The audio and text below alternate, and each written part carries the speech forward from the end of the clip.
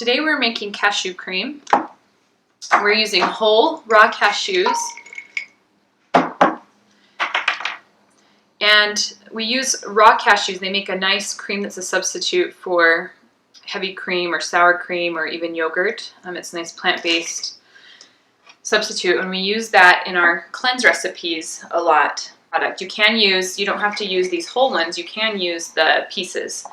And our recipe is 1 cup, or 1/2 cup, pardon me, of cashews.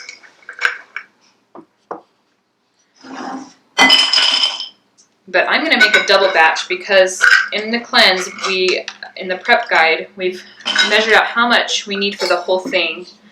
It freezes well, and the reason why is because sometimes the blender can have a hard time processing such a small amount, so I'm going to do a double batch. So here's that, and to the 1 cup of raw cashews, I'm going to add about 1/4 cup of lemon juice. You don't have to be exactly precise on this, but this is going to be about this 1 large lemon. I'm going to squeeze that over the top. And then we're going to add filtered water. The reason filtered water is important is because sometimes tap water can have other things in it that you don't want that can have off flavors, and we recommend filtered water in the cleanse anyway. And so that's what we're using here. So here's some lemon juice, and then we'll add extra lemon juice when we're blending. And you want to fill this up so that you cover them by quite a bit, because the goal here is that these dry nuts are going to soak up this water, and that's what helps them become creamy. If you blend them just raw like this, the puree ends up a little bit chunky, but it also has a tendency to turn into cashew butter, and what we're really looking for here is a nice cream.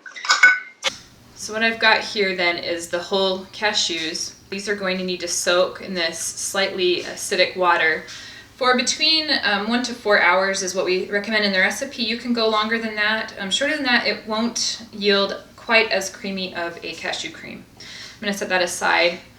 Now this one I've had soaking here. This is a shortcut tip actually, so that if you forget or you haven't thought ahead, which is sometimes, we all do that, you can use, there's 2 things. These are chopped cashews, and they're going to absorb the water more quickly, but also I don't know if you can see this, but I've used hot water instead of just room temperature or chilled water or cold water out of my filtered tap,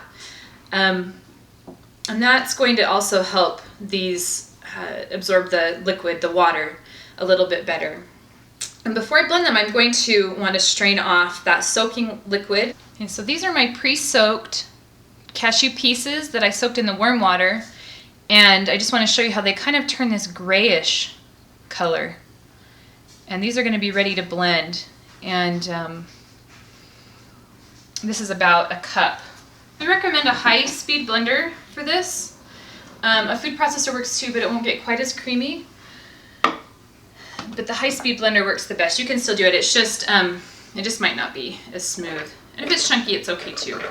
And so these have been pre-soaked, and so they're going to be quite wet. They're not going to need a ton of water as we're blending them. And it's just a little pinch of sea salt here.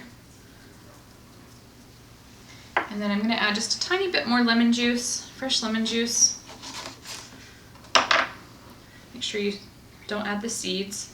It's about 2 teaspoons of lemon juice. And this is really to taste, because sometimes you might want it more tart, sometimes you might not want it quite as tart, depends on what you're using it for.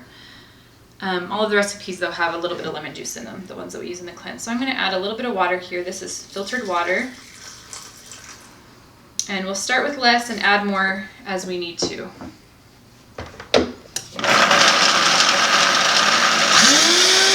So here it's a little bit chunky still, and so it looks kind of like cottage cheese, and it's fine if it looks like that, if that's how you want to use it.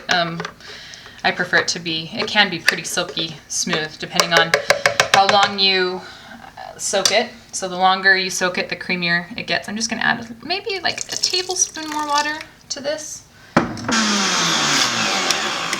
So I'm just going to check this here. It's still kind of a little bit chunky. I need to scrape down the sides a little bit, but you can see that it's getting more silky the longer I blend it.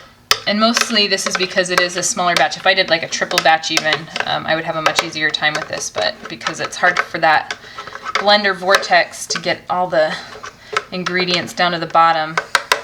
Now, if your puree doesn't get silky smooth, like this one's still a little bit chunky.